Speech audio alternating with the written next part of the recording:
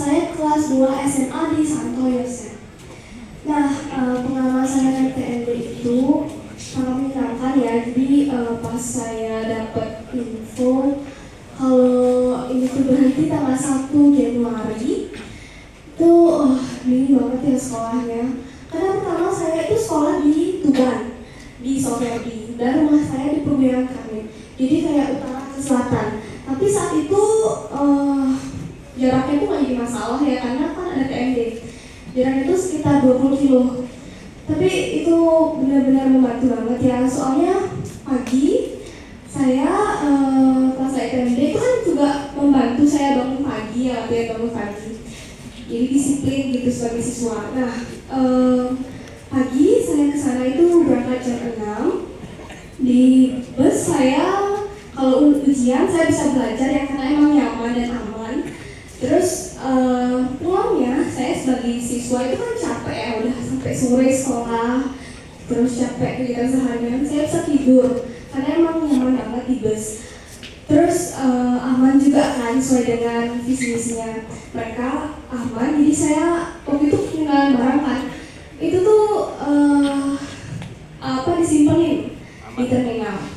Terus ekonomisnya sebagai siswa saya dapat subsidi 2.000 dari perjalanan 20 kilo itu. Kalau misalnya pakai bus itu 120.000 sekali pergi. Jadi itu kayak pembandingan itu 1:60, itu banyak banget. Jadi itu sangat benar-benar membantu masalah keuangan untuk sekolah. Nah, lagi kenapa sih saya pindah sekolah gitu ke Santo Yosef? Selain jaraknya juga sebenarnya banyak sih yang bilang kenapa nggak pakai motor aja ke Soferdi gitu kan, karena saya masih di bawah umur, belum punya SIM, itu sangat beresiko sekali bagi pakai motor. Nah, terus kenapa nggak pakai Gojek? Ya kan, pakai ojek online itu mahal banget, sekali jalan 120.000, pulang dulu lagi, itu gimana ya, belum masuk SPP gitu. Terus kenapa kok orang tuanya aja yang nganter gitu kan? Orang tua saya nggak bisa kerja dong kalau misalnya cuma nganter saya gitu kan. Terus teman-teman saya habis ini PND berhenti, mereka ngeluh kayak, aduh aku di Nusa Dua, no gimana caranya PP gitu kan. Terus rumahnya yang di Batu Bulan juga ke Soferdi itu banyak yang berhenti dari organisasi kayak OSIS gitu gara-gara TND berhenti.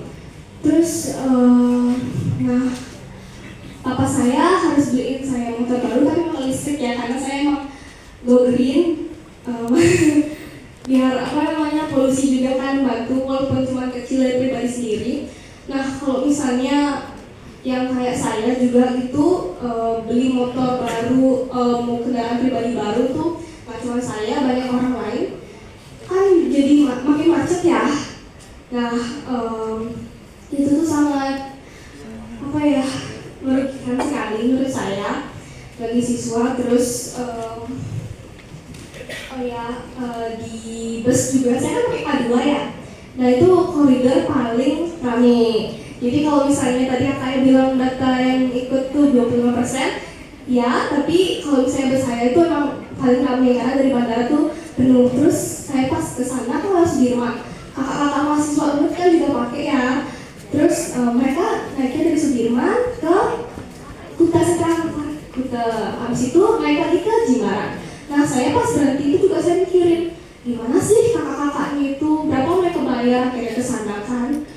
Kayak kasihan lah, paling mereka bayar sana cuma 4.000 ya total ya. Terus balik juga 4.000 gitu, itu menguntungkan buat mereka ya. Terus kalau berhenti gimana gitu. Habis itu saya juga sebagai warga masyarakat sangat bersimpati juga pada pedagang kecil yang naik itu, terus kakak-kakak disabilitasnya juga. Habis itu terakhir saran saya ya, semisal ini bisa jalan kembali, saya berharap bisa juga dievaluasi ya, karena kalau dilihat di sosmed postingan yang tentang TND itu kan nggak sedikit juga yang nge-hate ya, tapi itu karena kalau bisa dilihat kan bisa gampang ya baca itu komennya. Nggak lama kan itu pertama karena faktor karena mereka kurang tahu informasi manfaatnya TMD, terus karena banyak juga supir yang perlu dievaluasi gitu.